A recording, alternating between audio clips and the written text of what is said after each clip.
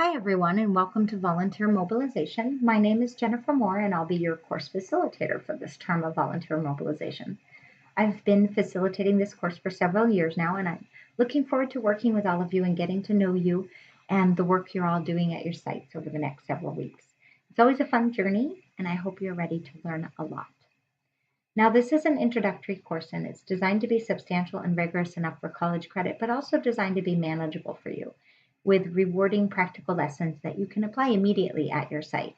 It's a good course for any of you in new or just starting up a volunteer program, but also for those of you in existing programs who may want to build your knowledge around volunteer mobilization.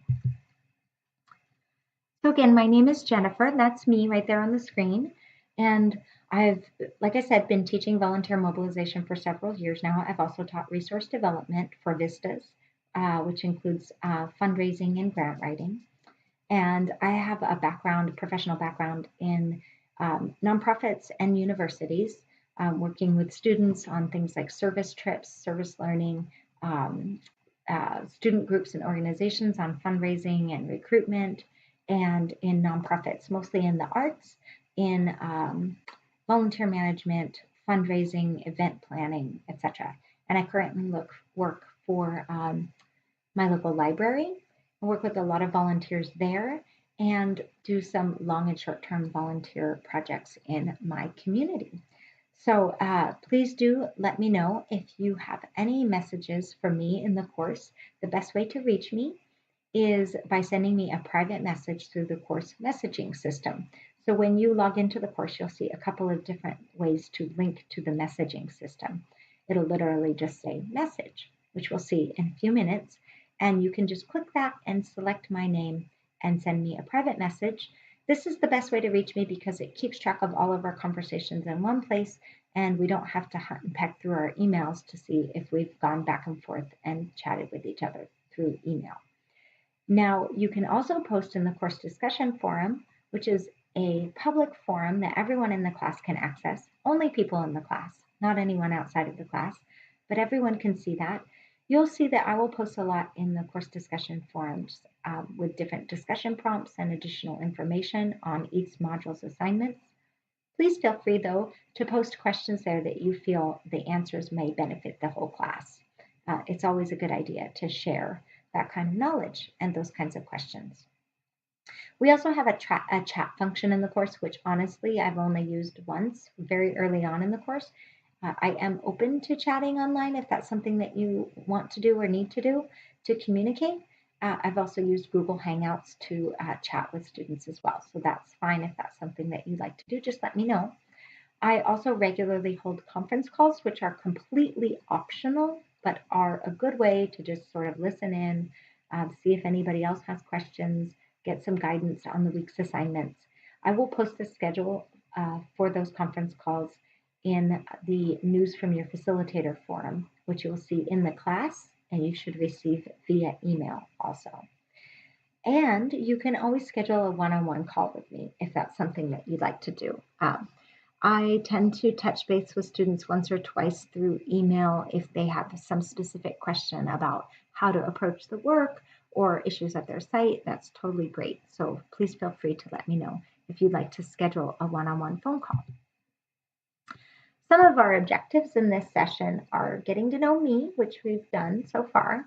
You'll see more of me in the course discussion or the introduction forum this week, where you post your bios and your introduction. I'll have some information posted there, and you can also visit my profile to learn more about me. We'll also get to understand the core concepts behind the volunteer mobilization course in this brief video. Hopefully you'll be more comfortable navigating the course after watching this video, and you'll be aware of upcoming assignments and readings that we have, the first few, especially for this week. Okay. So I want you to be sure to keep in mind that this course should be an open learning community, and I want everyone to feel comfortable asking questions, getting advice on challenges at their site, and problem solving. But in order to facilitate that, we need to make sure that everyone is respectful of each other's confidentiality. So be careful if you discuss anything about the course with anyone outside the class, that you respect each other's confidentiality. And I know you've all heard about the Hatch Act, and I just want to give you a quick reminder that you'll want to abide by the Hatch Act while participating in the course. So please do refrain from discussing partisan politics. Okay, so this is what the course looks like. If you visited the course website already, which I'm assuming since you've accessed this video, you would have, you should have seen this view of the course. This is the main course panel, and then I've also included, I've gone ahead and set my cursor over this drop-down menu so you can see what's in the drop-down menu in case you haven't had a chance to check that out yet. In the main course panel, you'll be able to access things like all of the discussion forums, news from me, which are very, very important. You should always read those announcements because that is basically how I'm going to guide you through the class week by week. Any technical questions you might have about how the class functions or any of the programs, software that you need for the class can be posted in technical questions. And course discussion, I mentioned a minute ago, I'll be using that to communicate more about the course concepts and also to hopefully start some discussions. And you can use that as well to post any general questions that you think the class might benefit from. Here's one way that you can click on a messaging function to message me in the class. Up here in this course menu, it's a drop-down menu where you'll be able to access a list of everyone in the class in case you do want to check out people's profiles or send people private messages, including myself. You can look at your grades.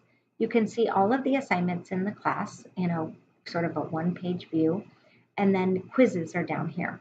So keep in mind that these quizzes are intermingled with the assignments in terms of due dates. There's 3 quizzes and many assignments. So don't forget about the quizzes if you're using this drop-down menu as your primary mode of navigation throughout the class.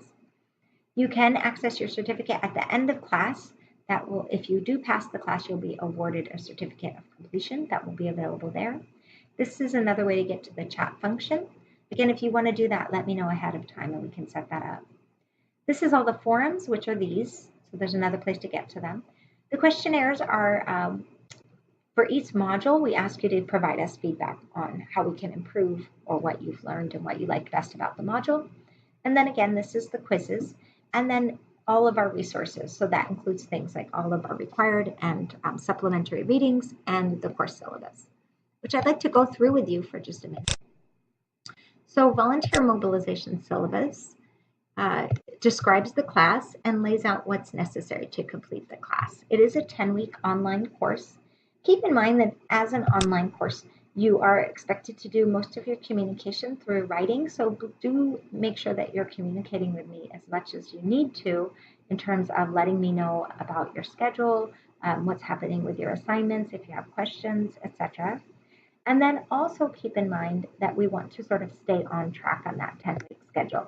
So we don't want to work too far ahead or get too far behind. And I'm going to discuss things like our late policy in just a minute here. Okay, here's some of our course objectives and then the course features. And I'd like to go through this a little bit with you. So the course has 4 modules, which also includes an introduction week and a conclusion week. So the 4 modules are where we do the bulk of our learning. The course introduction is this week, and the course conclusion is a final week in which we just ask you to reflect very briefly on what you've learned in the course. The quizzes are all open book. There will be 3 of them for 3 of the modules. They start in module 2 and they go 2, 3, and 4. Modules 2, 3, and 4 have quizzes. The worksheet assignments are also in the first week of each module. You'll have a worksheet. And then those worksheets are used to help guide you into your final work products, which are the final week of each module, so the second week of each module. And the introduction and concluding assignments. So this week you'll be completing, posting your own introductory message or bio in our introduction forum, which is not included in the main page of forums, but is its own assignment. And then you will also be watching this video, just like you are now, visiting the Volunteering in America website, which we'll talk about in a minute, and then submitting a written document with some information as part of your first week's assignments. We're going to skip some of this, but you can read through the course at a glance if you'd like, just to see what exactly is expected each week. But in order to complete the course, you will need to earn a minimum of 200 I'm sorry, 140 out of a total 200 available points, which is 70%. So that's not too terribly difficult to do. I can help keep you on track and keep reminding you. You'll see lots of reminders from me. If I don't see assignments being turned in, I'll sort of prod you along and see how we're doing. And if you need any help, we can always work through things together.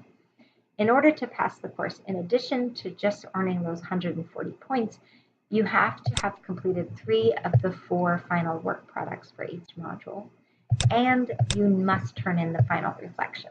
So even if you got all this other stuff done and you don't turn in the final reflection, you won't pass the course. Okay, obviously, as part of an online course, we expect you to read all the required readings and then complete all of the assignments on schedule. You certainly do not have to complete the supplementary readings, but they're there for you and you are welcome to download them and save them for later. If you have any questions at all, please let me know. That could be about the assignments, how to approach the assignments, etc. I will be reading your assignments individually, responding to you with feedback on every single assignment that you turn in. And I will answer specific questions within 48 hours, but usually more like 24 hours if you post a message in the forums or if you message me privately. Again, these are some of the ways that you can communicate. If you have to email me, for example, if you need to send me an attachment for some reason, which you shouldn't usually need to do, you can email me, but it's best to avoid that and use the course if possible. Okay, all the course assignments are turned in through the course portal, so there's no need to email me a separate attachment of anything unless I ask you to. Okay, this is an important piece of the class, academic integrity and honesty, so we just want to make sure that all the work that is submitted in the class is your own original work that you've created just for this class, and that you're not submitting anything that is already in use at your site.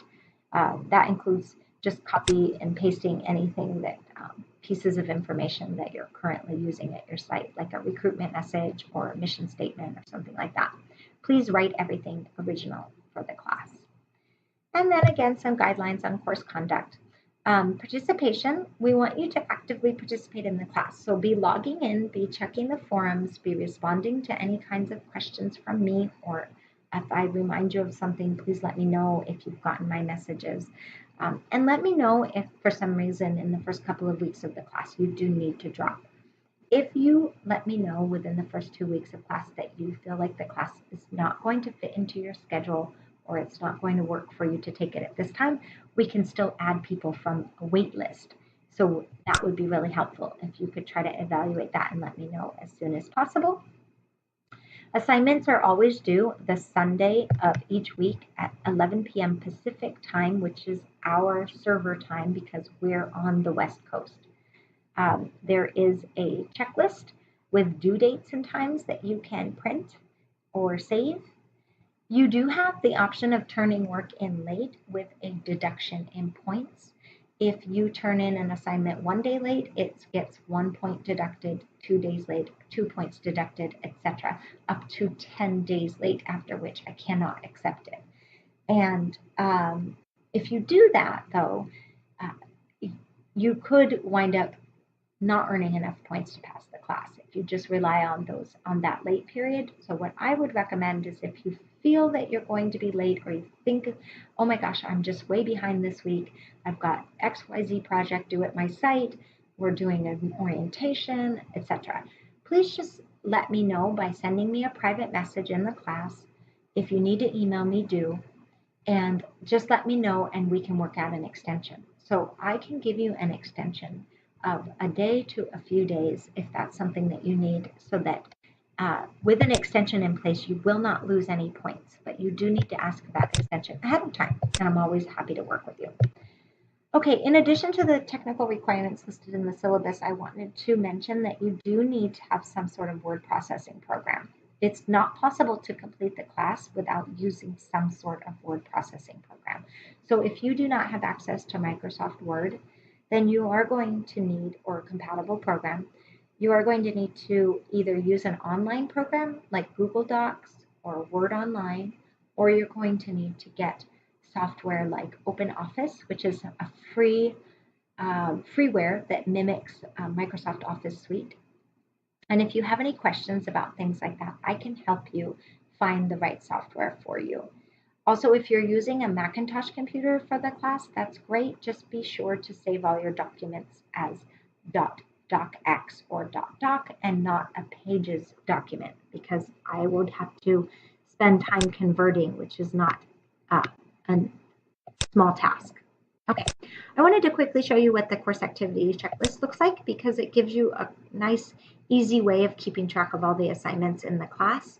And even though at first you may feel like you're totally on top of it and you're not behind at all, it's easy to sort of get behind or forget to turn something in this class, sort of maybe just the nature of online classes. So this might help you to print out, to save paper. You can print it double-sided and just check it off as you go. We do have a tracker in the class that should be keeping track of when you turn assignments in and whether or not they've been submitted. So you can look for that too. You can always check your grades and always look at the assignments and make sure that you see that they definitely have been submitted, because sometimes students upload an assignment and don't finish the submission process, and then they think they submitted it and they didn't. So just keep those things in mind. Okay, so moving on from the class navigation, I'd like to talk about some of the topics that we're going to be covering in this introductory week, and then that will feed into the work that we're doing in our first module on planning and preparing for volunteers. One of the things that we like to discuss is have you look at trends in volunteering. And in this video, we're going to look at national trends, but when you visit the Volunteering in America website, which you will do this week as part of this assignment that's due on Sunday, you will be looking up data that corresponds to the same data, but you'll be seeing data on your state, or if you live in a major metropolitan area, you could access data on that area. For example, Los Angeles, Portland have city level data, so you can access that. You're going to look at things like how many people volunteer overall. Well, in the United States, at the last count, which I believe this data is from 2015 or 16, there were 62.8 million volunteers that year throughout the United States. 7.9 billion hours were volunteered at a total monetary value of $184 billion. So we're really doing well with volunteering in the United States. Now, one of the things that you can look at to help you sort of structure your volunteer program or structure at least your recruitment efforts is what are the ages of people who are volunteering. Nationally, we see a lot of volunteers in Generation X, a lot of older people volunteering a great many hours, and we do see a lot of millennials getting out there and volunteering. They know that this is the way into the job market these days too, right? So we also see that the Generation X, which is my generation, are out there volunteering a lot because they're homeowners in their community, or they're parents whose children are in local schools, etc. So they have a lot of personal investment in volunteering in their communities. Okay, if you look at your own state and who's volunteering in your own state, this can help guide you. So if you see that a lot of people are a lot of millennials are volunteering, then maybe you should focus your volunteer recruitment on colleges and high schoolers. If you see that a lot of older people are volunteering, maybe you need to be recruiting from organizations like churches and RSVP and other types of organizations where you will find older generations of people. Another trend that you specifically will be looking up for this assignment is the types of organizations people are volunteering in. So if we look nationally, we see that religious organizations have the bulk of volunteers, followed by educational organizations, which makes a lot of sense given people's ties to their communities. Churches and schools often are really great about asking or even requiring volunteer hours, and they've really built it into their culture to expect volunteering from their constituents and their clientele. So keep that in mind. When you look at your own state or your own city, you can see how it compares to the national trends. Okay, and then we're going to look at the activities that people are doing. So what types of activities are people doing in your area? Nationally, most people are volunteering to fundraise. So this has been pretty steady over a few years that fundraising has been the biggest volunteering activity. This could mean something as simple as selling Girl Scout cookies for your kid or participating in a raffle, but it could also mean helping to plan a volunteer auction or something like that, something a little bit more substantial. Collecting and distributing food is also extremely popular. People who are volunteering or helping food banks, Meals on Wheels, community gardens, school gardens. There's so many different ways that's happening in our communities. And so look at your community, your state, and see what are the top activities that people are interested in doing in your state. Okay, another thing that's nice to know and to keep in the back of your mind while you're thinking about volunteering and volunteer trends is that people who volunteer have a better chance of getting jobs and getting the jobs that they want after they've volunteered. So this is a big motivator for a lot of people. They want to develop skills, they want to gain experience, they want to add to their resume, get letters of recommendation, etc. And then a nice thing to know is that volunteers are twice as likely to give money also. So not just their time, but they're putting their money where their mouth is and they're donating. And that's really great to know and helps us see that the volunteers are really invested in what they're doing in many ways. Okay, so we've looked at volunteer trends, and that's something that you're going to be exploring more in this week. And another thing that we're exploring that's a core piece of this class is volunteer motivations. So I have a list here of some of the reasons that people volunteer, some of the things that motivate a person to volunteer. But you'll have your own, and you can think about what's not on this list that you can think of. But sometimes they fit into sort of these broad categories, like a desire to help others, give back, or to make a difference. A lot of people have a sense of duty and obligation. Some people are just really personally motivated and passionate about a specific cause or mission or organization. A lot of people, once again, are trying to gain work experience or develop new skills. Many people want to make friends, network, or get to know a community, especially a new community. And then some people are trying something new. They just want to branch out and have a new experience. And volunteering is a great way to do that. Some people are trying to use a specific skill set that they don't have an opportunity to use at any other time. For example, I have a volunteer at the library who teaches Excel classes, Microsoft Excel to adults, because he knows Microsoft Excel pretty well and also is invested in learning it and becoming better at it. And so for him, it's a way to practice those two things. And those are his two motivations, to share that specific skill and to develop that specific skill. And a lot of people are just thrilled to volunteer and want to have fun. And hopefully all of us are having fun while we're out there volunteering. Okay, ownership and authority to think are one of the core volunteer needs. So volunteers, in addition to having motivations of why they volunteer, also need something from us. And one of the things that they need and that should be built into every volunteer position is a sense of ownership and some authority to think and make decisions about how that volunteer position plays out, the type of work that's done, how it's approached, etc. They also need responsibility for results. So they need to have clear outcomes and objectives that they know they're aiming for. When we talk about keeping score, we really mean how will you let them know if they're achieving the desired results? How are you going to keep them updated so that they can stay motivated?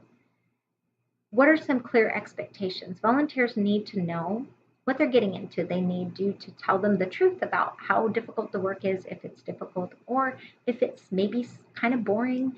And they just need you to make sure that you communicate that clearly and what they have to do to achieve the desired outcomes.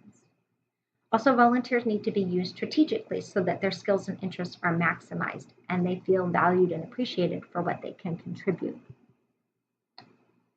So throughout the class, we're going to be focusing on what we call strategies and systems. The beginning of each module will begin with planning and development and really brainstorming on the types of needs, motivations. You're going to have worksheets that you'll complete at the beginning of each module, where really you're just doing a lot of brainstorming, planning, thinking things through, and sort of using the readings to guide your brainstorming and planning process. And then the modules will conclude with a final product. So by the end of the class, you're going to have completed a volunteer position description, a volunteer recruitment message, actually 2 volunteer recruitment messages, a volunteer recruitment plan, a volunteer interview protocol, and a screening protocol, an orientation outline, and a training plan. All of that will be what you leave this class with. Okay, so that's it for the overview. And if you have any questions, now you know how to reach me.